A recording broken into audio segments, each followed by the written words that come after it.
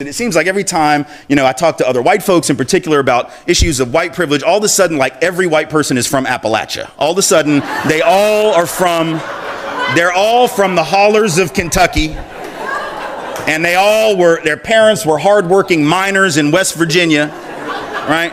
Doesn't matter. You might not have even ever been east of the Mississippi River, but by God, you're from Appalachia when the conversation is. What's up, guys? Welcome back to my YouTube channel once again. My name is Dash Lifestyle. Kindly for watching me for the first time, remember to subscribe, like, share, and also comment. So guys, in today's video, I want us to listen to this powerful speech from American activist.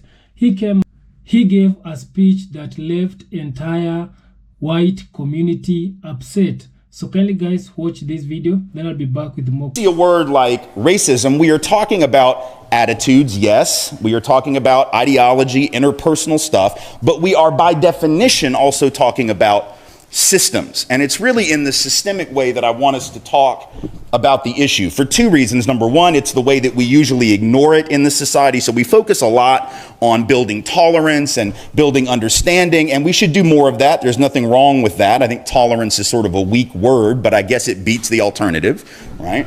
But the other reason I want us to focus on systems is because, as I'll show you in a second, the systems actually feed the attitudes, right? It isn't just that bad attitudes and quote unquote bad people, and I'm putting that in quotes because I don't think there are such things as good people and bad people. A lot of good people do bad things, and a lot of folks that we think are bad manage to do really good things. But bad systems, right, generate bad actions, bad attitudes, bad thinking.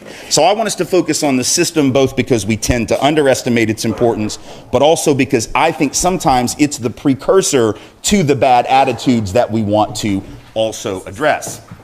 Now, when I talk about racism being a system, I want you to think about this for a second. Sometimes I do this in smaller workshops. I'll ask people gathered at, circular tables, take 10, 15 minutes, and I want you to sit and brainstorm with your table mates the following. If I were to ask you to come up with some policies, some practices, and some procedures, maybe in schools, maybe in the job market, maybe in law enforcement, maybe in the tax code, just any type of institutional setting. If I were to say your job is to come up with some policies, practices, and procedures that would have the effect of either creating or perpetuating racial inequality. But the trick is you've got to be real slick about it. You've got to be real subtle. It can't be obvious because, it's against the law to discriminate, right? And of course, we know that when things are against the law, they never happen, right? So your job is to craft policies that will create racial inequity, but in a way that's so subtle that you can't get in legal trouble. What might you do? And then when the people at the table do this exercise, we report back. And usually what they'll say is, well, in schools, for instance, I might decide that what we should do is we should fund schools mostly with property taxes, because I know that the effect of that will be that schools that are in poorer areas that are disproportionately of color will have less money. But since I didn't do it on purpose or obviously for that reason, I can get away with it. And then they'll say, well, I would have a regime of standardized testing whereby the only way you got into college, particularly this kind of college, was to have this kind of test score. And because of inequalities in K-12, I know going in that doing that will produce inequality. Or I might, in the job market, if I'm an employer wanting to craft discrimination and I can't do it blatantly, I might decide, hey, I'm going to hire based on networks and letters of recommendation written by existing employees on behalf of new applicants for jobs, right? So we come up with all these ideas, and then I ask the people, well, how different are those ideas from the things we actually do? Right? In other words, every one of the things that they mention are things we actually do in this country. The focus on standardized testing, even though we know what the outcomes of that will be. The property tax funding as the principal mechanism for K-12 schools, even though we know what the outcome will be. According to a New York Times report 2 years ago, half the jobs in the new economy are filled through letters of recommendation written by existing employees on behalf of people who want to get jobs. Now, in theory, that's race neutral. Right? And in theory, it's sex and gender neutral, and in theory, it's class neutral. But let's be honest about the effect of that. Who are the folks most likely to know Jim over in the accounting department? Who are the people most likely to know Mary over in HR? Well, beyond speculation, the study that this article was referencing found that overwhelmingly the folks who benefit from that old boys network kind of arrangement, right, are white, and they're male, and they're affluent, and they went to the quote unquote right colleges, whatever that means. So what this means is that if you're a person of color, or a woman of any color, or a working class white guy, for that matter, you might be the most qualified person for that next job, but if Jim doesn't know you exist, half the jobs are off limits to you. And here's the sick part: you can't sue the company when they don't hire you because they didn't discriminate against you in an illegal way. You were just scratched from the start. So it's not just that you went into the race with a disadvantage. You didn't know there was a track, right, that you were even supposed to show up to, and they didn't know to invite you. And here's the real bad thing: Jim might not be a racist in the traditional sense, or he might not be a sexist. He might be a great guy. He might have black friends. He might have dated an Asian woman once. He might have a dream catcher in his rearview mirror.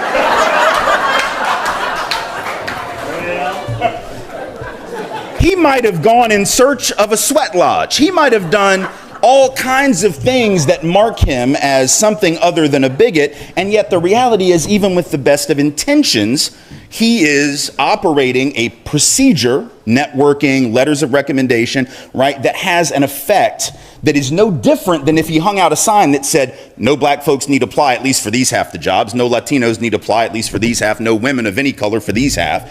So all of a sudden, you see, this is the kind of stuff that we actually do, and if we were trying to create inequality, it's what we would do. That doesn't mean that it was done deliberately, but it means the consequences are no different than if it were. That's what we mean by systemic or institutional racism. It's what Eduardo Bonilla Silva calls racism without racist, or colorblind racism, right? This idea that you can get systemic inequality even if there's no bigot in the room. Now, I'm not naive enough to tell you there are no bigots in the rooms. But what I'm suggesting to you is, if all we're focused on are the bigots in the rooms, we miss that an awful lot of inequality is perpetuated without any such persons around, or at least without the ability to prove that that is who we have around. So that's what I want us to think about. We also have to understand the way that racism is really it is a process of inertia, right? So when we are in, grade school, maybe middle school, we learn about inertia as a physical scientific property, right? A body in motion will remain in motion essentially until it is stopped by some force that is of equal or greater weight and pressure and strength. Well, that's not just a physical universe property. That's not just something that happens when you roll a rock or roll a ball down a hill or whatever, right? It's also a socioeconomic property, a political property, a cultural property. That which happens in one generation affects the next generation and the next and the next. And what's interesting is we know this on a personal level, don't we? We know that we inherit the legacy of all the messed upness of our families, right? We all come from dysfunction, some worse than others. Some of that dysfunction we talk about, some of it we take to our graves. But we all know that we inherit it, and we also know that the only way we ever work through it and come out on the other end healthier as individuals is if we confront it. We do the exact opposite as a culture when it comes to issues like the legacy and the history of racism, the legacy and the history of economic inequality, the legacy and the history of patriarchy, and all the other systems of oppression. So we act like inertia isn't real. We do this every time we talk about race. Someone will say, well, why can't we leave that in the past? Right? That was then and this is now, because everything's linear, you know? And so it's like all of a sudden, it's like we think history is like a golf cart. Right? Where, you know, on a golf cart, you take your foot off the accelerator and you just sort of stop, right? You're just done. And you're like, oh, I got to hit the accelerator again. History is not like that, right? The golf cart keeps rolling, in effect, in history. Inertia is a socioeconomic property. And it's also funny, right, when we say things like, why can't people get over the past? Because, am I wrong? I think as a country, we sort of love the past, right? I mean, that's sort of what July 4th is about. Like, we didn't break away from the British last Tuesday. That was a really long time ago, but we keep bringing it up every year, setting off fireworks, eating hot dogs and apple pie, wearing red, white, and blue, waving flags. I mean, I dare you to go up to the most patriotic guy at the Independence Day parade next year, tap him on the shoulder and say, yeah, this is nice, but when are you going to get over it? And see how that works for you. I don't think that's going to work. I think you're going to be running for your life. Probably pull a gun on you, right? Right? So we love the past when it makes us feel good. We just don't like it when it brings us up a little short. And that's true sometimes as individuals and our families. We love to talk about the great things in our family. We don't like to talk about some of that messed upness, as I said. So it's not surprising that we do it, but it's something we have to think about, because if I tell you, and I will, that right now the average net worth, well, median, so midpoint net worth for white households in this country is about 15 times that of the median for black households, about 11 times that of the median Latino household, about 60% higher than the median Asian Pacific American or Pacific Islander household, about probably somewhere in the neighborhood of 7 or 8 times that of the typical indigenous native North American household. We can only interpret that a couple of ways. We can either interpret that by saying, well, white people must just invest their dollars better. They must have some secret, which Wall Street has proven is not true, right? I mean, there's a lot of white guys with MBAs and high degrees and good SAT scores that took $12.5 trillion out of the economy in the course of about 18 months. Like, there were no black folks doing that. There were no Latinos, be they documented or not, that wrecked Wall Street. There were no indigenous brothers and sisters. There was just a bunch of the smartest, highest test score having white guys wreck. And I know people get uptight when I say this, and they like, how do you have to say they were white? That's sort of racist. No, see, that's not the definition of racism. It's not racist to point out that they were white. It's descriptive. I'm just being descriptive. And if they'd all been black, somebody would have noticed and they would have mentioned it, right? If they were Latino, somebody would have pointed it out. It would have been mentioned, and then somebody would have said, how'd they get these jobs? Oh, I know. They got them through affirmative action. They got some preferential, and then they'd be saying no more black and brown folks in banking. We still haven't said that to white guys. We still have, Jamie Dimon just got a huge bonus, right? They get their bonuses on Wall Street when they take your money. So in any event, that totally is not even in the outline. I just felt like saying it. So we can either say these people are that much smarter, or we can look at the inertia of history, right? Which is that some folks have had the capacity to accumulate stuff that adds to your net worth and your stash of wealth, and when other people could not. And wealth, unlike pure income, accumulates in a much different way. It's not just in a linear fashion, it's exponential because of things like interest. So if I'm able to accumulate stuff in one generation and hand that down, then you're able to turn around and hand that down again. Eventually, the gaps actually get bigger. Some gaps have shrunk, not nearly fast enough in the last 30 and 40 years, but there's been a slight narrowing of things like the income gap between whites and folks of color, a narrowing of the graduation rate gap between whites and folks of color. So things like that. But the wealth gap has actually grown in part because some people have had the capacity to accumulate when others did not. And much of that accumulation, of course, was financed by government intervention. The Homestead Act, FHA loans, VA loans, the GI Bill, things that either were explicitly only for white folks or were technically open to all, but in practice were not. The GI Bill technically was open to anyone who was a returning veteran, but the way that the program really operated, right, was to say that, well, if you're a black or brown vet, you've got the right to these benefits, but the college you want to go to can still keep you out if they don't want black folks and if they don't want brown folks, or the employer can still keep you out if they don't want to hire you and train you. So the right to discriminate still trumped the right of people of color to use their so-called benefits. Right now, as a result of all this inertia, the 400 wealthiest white people in this country have the same cumulative amount of wealth as all 41 million black people in this country combined. Let me restate so you know that I did not misstate. 400 people, the same cumulative amount of wealth as all 41 million black folks combined, right? And the wealthiest 1,000 people, the same amount, well, 1,000 white people, the same amount of cumulative wealth as all black and Latino folks in this country combined. Now, no one in their right mind is going to suggest that there are 400 white people that have worked that much harder than all black Americans and 1,000 that have worked that much harder than all black and Latino folks. And yet, if that's not the explanation, what is? Well, this inertia, this ability to rack up advantages. It's like an 8-lap race. I've got a 5-lap head start. Here's the deal. I'm supposed to cross the finish line first. That's how that happens, right? And in fact, if I start out with a 5-lap head start and at the end of the race, I'm only up by 4, I'm not the faster runner, right? So in fact, if any of those gaps shrink at all, it ought to tell you something. That is that some folks are actually working harder, running faster, metaphorically speaking, and still, because of inertia, lag behind. So we have to think of racism that way. And then we have to understand that the systemic inequalities that I just described, And we could talk about many others: income disparities, educational disparities, the wealth disparities are obvious, right? But here's the thing. The outcome of all those inequities actually feeds the attitudinal biases. So it becomes a cycle, right? Because here's the thing. What's the one thing that everyone in this room at some point was taught, whether you were born and reared in this society or whether you have only, lived in this country for more than a minute, right? Doesn't matter whether you're a person of color or white. Doesn't matter whether you were born rich, middle class, working class, or poor. Doesn't matter whether you're born in California or born in Tennessee, as I was, or born in Maine. Everyone in this country, to one extent or another, has been taught one thing in common by our teachers, maybe by parents, maybe by preachers, not in this church, but in other churches, right? Right.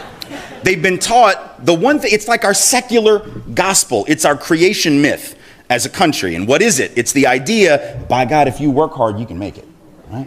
Anybody can make it if they just work hard. And if you didn't make it, guess whose fault that is? And if you did, you're a genius, right? Now, at some level, that notion of meritocracy has been the secular gospel, the creation myth. And I understand why we say it. I'm not saying that I don't get it. I have two daughters, 14 and 12. Don't think for 1 minute that I don't tell them that too. But here's the difference. I insist on putting the asterisk at the end of the statement.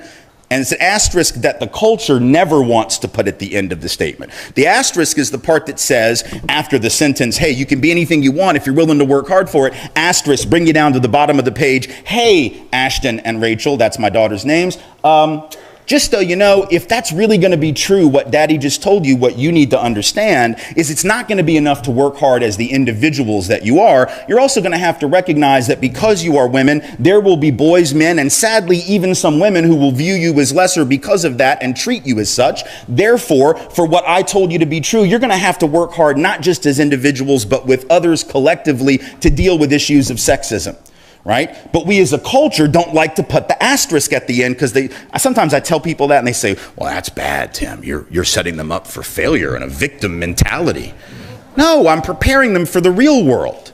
Not the world that I want to exist, but the world that does exist so we can create the one that we want to exist. If I don't put the asterisk at the end, it's like sending our girls down a dark alley where there's an electric fence at the end, but I don't want to tell them about the electric fence because I might make them neurotic, right?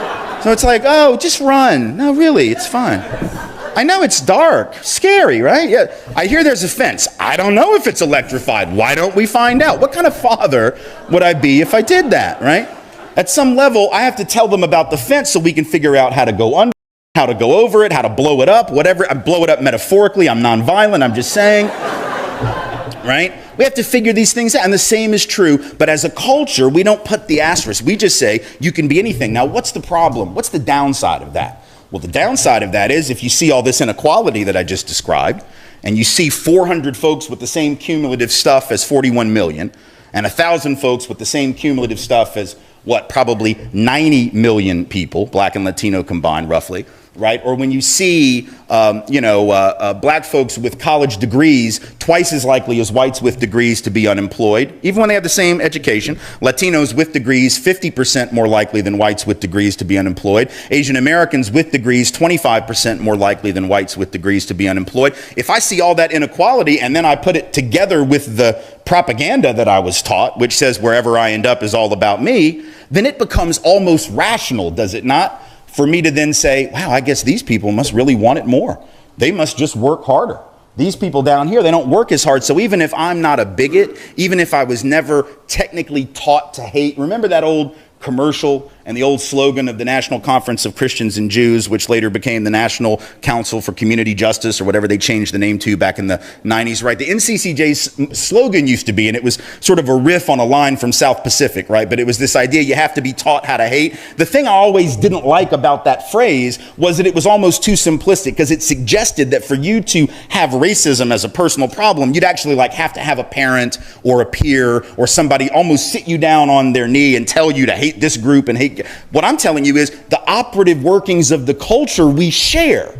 The combination of objective stratification or inequality on the one hand and the core belief of this country on the other produces outcomes in terms of our attitudes that are almost default positions of racism, sexism, classism, right? Anyone who's on the bottom of the structure can be blamed for their presence there, and anyone who's on the top can be credited for their presence there.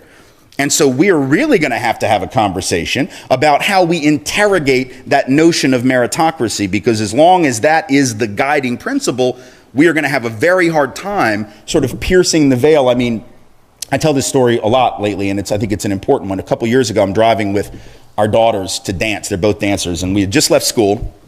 And to get them down to their studio, which was downtown, we needed to go through, went down a street from the school, went right through the middle of a public housing community, right? And we'd been making this ride probably for a year at this point. And here we are driving to the studio. We're driving through public housing. We get up to a stoplight in this particular public housing development, like many in Nashville, like many around the country, overwhelmingly of color, by definition, poor and low income, right? And so we get to the stoplight, and we're sitting there, and my 10-and-a-half-year-old daughter at that time looks up and says, "Daddy, why is it that pretty much everyone in this neighborhood is black?" That's a great sociological inquiry. It's an anthropological inquiry. And what it realized in that moment, what I realized was this probably wasn't the first time she'd noticed that. It's not like she just noticed the demographic mix of the neighborhood, but that day was the day she wanted to ask about it. She'd been noticing it. Now, the 12-and-a-half-year-old showing off for her father wanted to, of course, jump in and provide the answer to her sister. So she immediately, before I could say anything, jumped in and said, "Redlining." And that was true.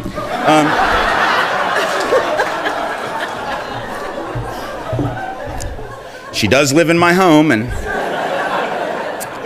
the 10-and-a-half-year-old said, "Yeah, I don't know what that means." And I said, "Yeah, don't worry, neither does your sister. It's just a word she heard."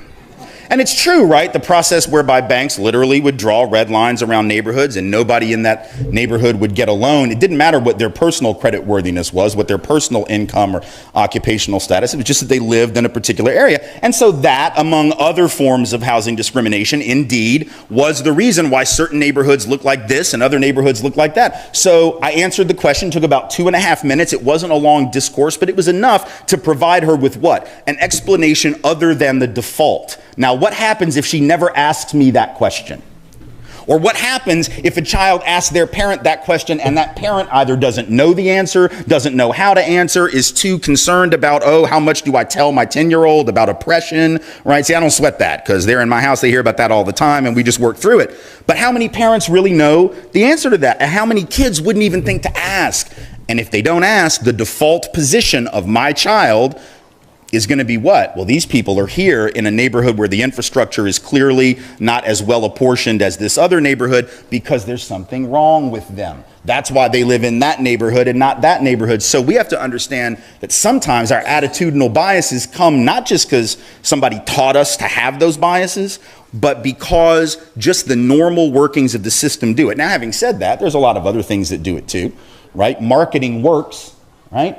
Marketing works whether you're trying to sell tennis shoes or whether you're trying to sell fast food products or whether you're selling racial stereotypes. There's this thing in marketing called the rule of 11 or the rule of 12. I always get it confused. But the idea is after 11 or 12 ads for a commercial product or for a consumer product, it's about the time that you're exponentially more likely to buy it, right? So the first 5 or 6 times you're like, what? You know, by the time you get to like the 10th or 11th time, you're going, wait a minute, this is interesting.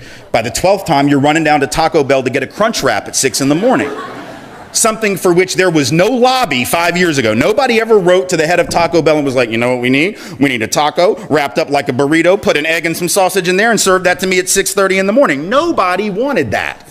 But somebody said, watch this. I'm going to create the Crunch Wrap at 6 o'clock in the morning, breakfast style, Taco Bell. We're going to run ads, and pretty soon folks are going to be lined up around the block. I don't eat biscuits anymore. I eat Crunch Wraps now. And that's what they're doing because you saw the ad 12 times, 15 times, 20 times. Eventually you got, you know, sort of interested in it. Well, let me tell you, we've seen the ads for racial stereotypes more than 12 times. We've seen the ads for sex and gender stereotypes more than 12 times. We've seen the ads for class and religious stereotypes with regard to our Muslim brothers and sisters more than 12 times, you see. So if marketing works, that's why they put the chocolate at the checkout aisle, right? At the grocery. That's not just because they had some extra chocolate, right? It's not like they were just like, damn, I over-ordered the chocolate again. Where are we going to put the extra chocolate? I don't know, we could put it on the candy aisle. No, that'll never do. Let's put it up front where they pay, right? It's called impulse buying. That's why they put it there.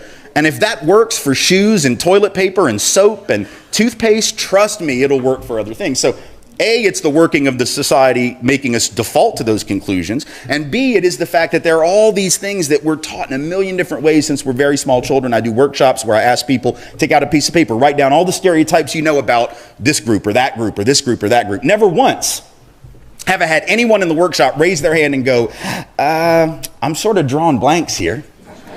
Can't think of any. Can I Google it? Like, can I use my phone? Can I look them up? Because I'm lost. Nobody has a problem. Now, they're all writing them down and then very quickly insisting, now, I don't believe any of these. These are not things I believe, but my Uncle Jim is all over this list. My Uncle Jim is a racist, but now not me. But the fact that you even know them, according to the research from the field of social psychology, right? Brain science research says that just knowing about the stereotypes means it is highly likely that you can have them triggered in certain moments. So we have to own that. We have to be honest about that. One more thing before I end this little setup section is how we understand privilege.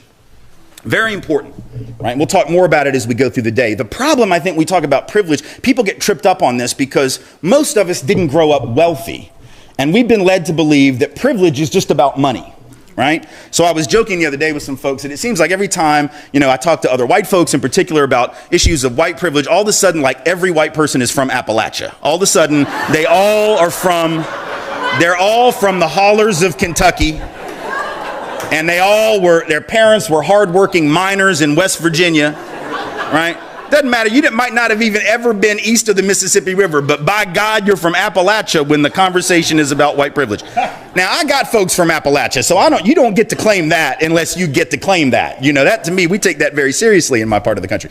But here's the thing. I know that most white folks didn't grow up with money. I didn't. I grew up in a 850 square foot apartment from the day I was 3 days old to the day I walked out the door to go to college, right? We ran cars into the ground, only had one at a time, never took vacations. I don't think my parents ever made more than $20,000 in a year, probably more like 15 or 16. So I didn't grow up with class privilege, but privilege is not just about economic status and material. I want us to conceptualize privilege, just like I want us to conceptualize racism as a system that oftentimes isn't intentional. I want us to understand privilege as something more than material. Specifically, I want us to think of it as a psychological edge that you gain when you have the luxury of being oblivious to other people's reality. I want us to think about it as a psychological state of innocence, and by that I don't mean innocence as the opposite of guilty. I mean innocent in the sense of naive, right? That is to say that we have the luxury of not thinking about some stuff as we go through our day. And it's no different than those of us who are able-bodied, right? Having the privilege, the luxury of not thinking about ableism and the way that our disabled brothers and sisters, whether visible or invisible disabilities, have to navigate the workspace or their place of worship or their school or their neighborhood or whatever it is, because they have obstacles and barriers and things they have to think about as they plan their day that the able-bodied don't. And guess what? That doesn't make us bad people for not thinking about it. Right? It doesn't mean that I'm intentionally oppressive to the disabled because I don't think about what they have to think about, but it means I have the luxury of being stone cold ignorant to other people's truth and suffering no immediate consequence for it, because my knowledge of their truth will not be on the test. And by that, I mean whatever the test is that you have to take to prove that you're competent to do something. So I want us to think about privilege as the stuff we never have to consider. And I'll end with a story that I think makes the point. I went to college at Tulane in New Orleans, and I wasn't a very good student. I wasn't bad, but I sort of just coasted by and sort of pulled it out at the last minute kind of student. And so when I got to college, I already knew what I was interested in and what I wasn't. And I didn't pay a lot of attention to things like the syllabus and when is the exam being held. Little things like that. Like I just figured I'll find the room, I had 3.5 months to figure this out. Right, so there's a final exam, and it was in my major, actually. It was in an international relations poli-sci class.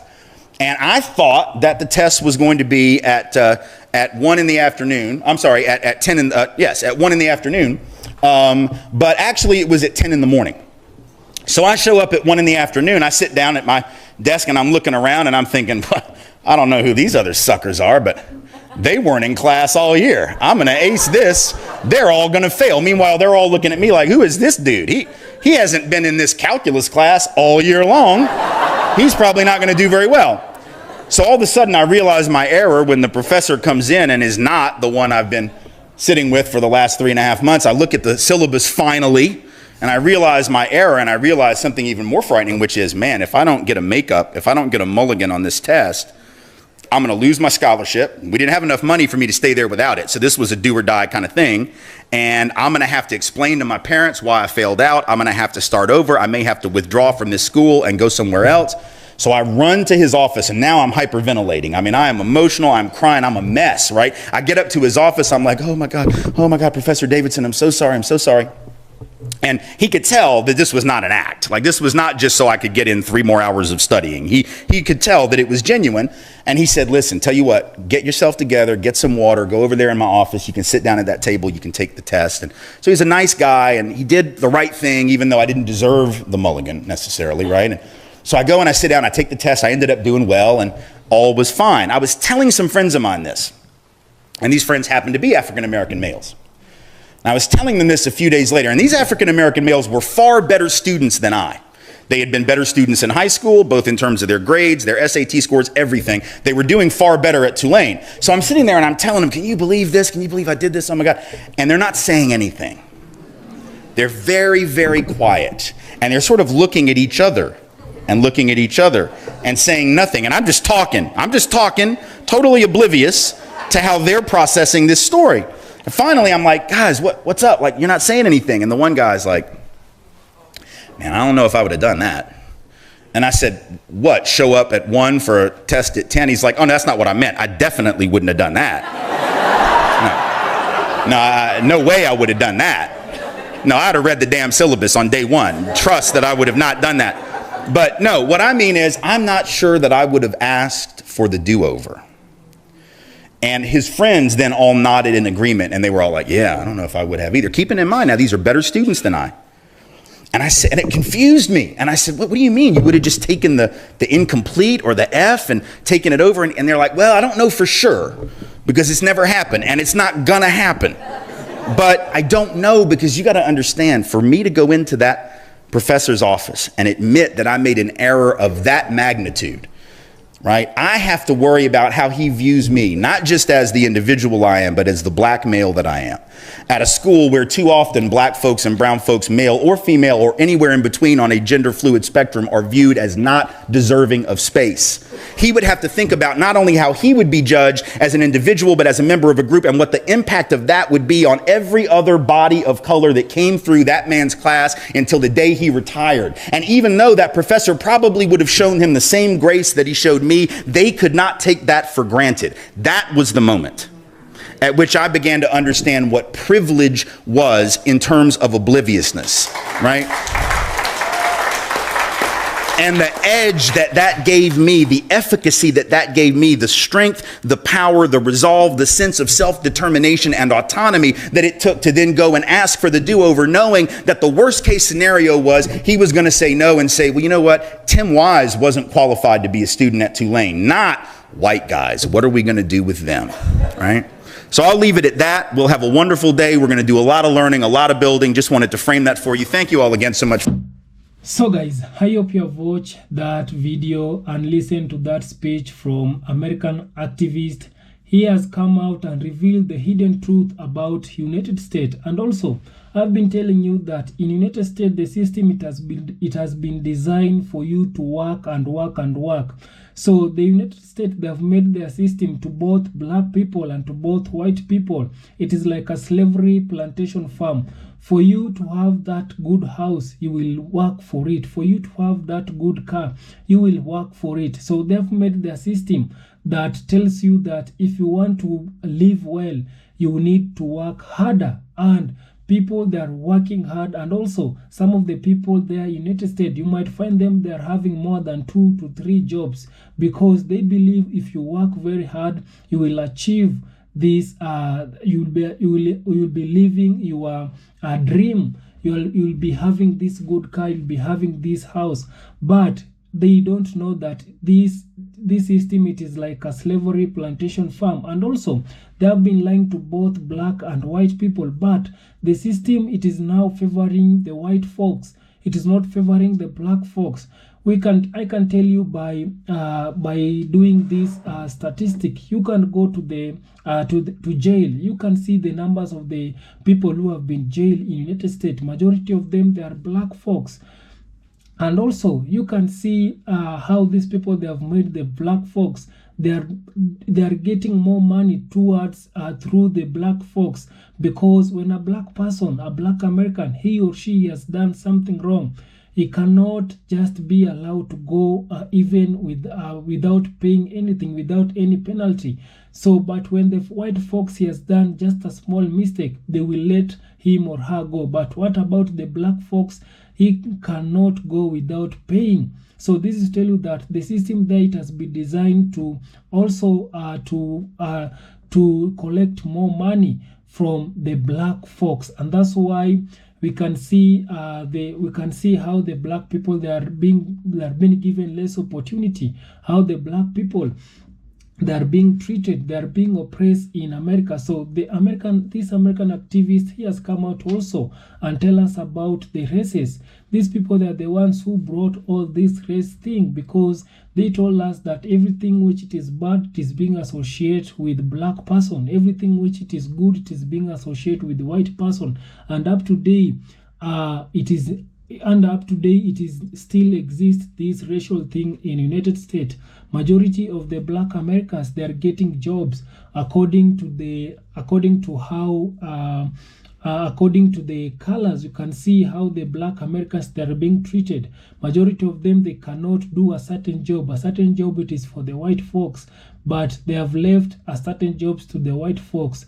And that's why up to date, the black Americans, they are still fighting for their rights in United States. But I'm so happy to see this American activist come out and bring everything into reality, opening the hidden truth about America. Because I've been telling you that in America, these people, they have made their country to be a country whereby it is like a dream country. It is the country whereby people, they usually leave their country to go and look for green pasture. But they have not yet tell you exactly the truth about America. Their life, it is good. Yeah, life, it is good. But for you to have that good house, you will need to work for it. And that's why up to date, people, they are still working. Even at the age of 70, at the age of 80, you will find someone in the United States still working with that age. This is because the system, it has told them that if you will not work, you can lose the things that you have, or you cannot achieve the things that you have. And that's why majority of the black people also, when they are visiting United States, they ended up not returning back, because they fear that if I will go back in my home country without nothing, without having anything, the people there, they will laugh to me. The people there, because we as African people, we as black people in our country, we believe when someone he or she is going out of the country, when someone is going to United States, he is going to make it in life, is going to become rich. So we expect our black people who they are in United States to be rich, because we as black people, we don't know the things that these people, they are going through. And that's why our African people who they are in United States, most of them, they fear to go back in their country without having more money. And because of that, it is making them to work there so hard. Even majority of them, they are going to die there before coming back home, because the system there, it is not allowing them to have more times. The system there, it has been designed for you just to stay there and work. And those people, they don't want their money to get out of their country, simply because they are not giving you more time even to go back in your country. So this tell you that the system there, it is like a slavery. Yeah, it is slavery plantation farm. If you are going there, you just know that you are going into slavery plantation farm. It will need for you to work, especially if you don't have a plan. I keep on telling you that if you are going to America, just have a plan. Go there, work for 10 years. Go there, work for 8 years, 20 years. If you have get that money, go back to your country, invest that money, live the best life that you want in your own country. But in America, that money, it cannot, you cannot retire with that money in America, because that money, it will go back. Yeah, because if you live there, the house will need to pay. You need to work so that you can pay that house. You need to work so that you can have your vehicle, so that you can pay mortgage. So everything there, it is about work, it is about money. So kindly guys, subscribe if you haven't, like this video, share, and also comment. See you on my next one. Bye bye.